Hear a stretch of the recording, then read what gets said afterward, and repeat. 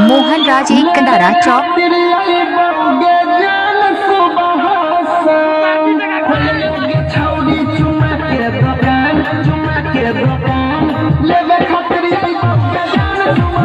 अभी आप सुन रहे हैं मोहन राज की तरफ से।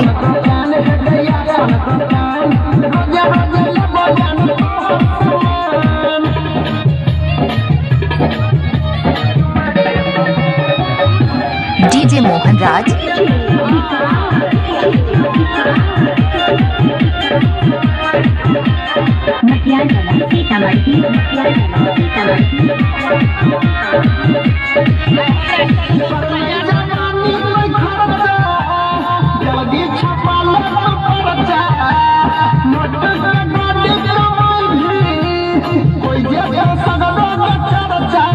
डीजे मोहन राजा।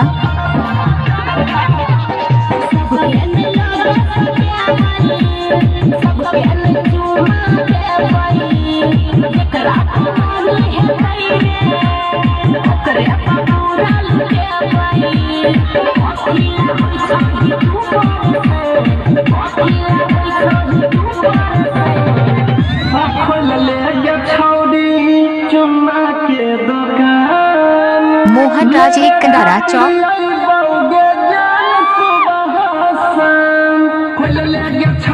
इलाका किसी की भी रहेगा, धमाका मोहन राज का होगा। Mobile number 70 61 24 41 57।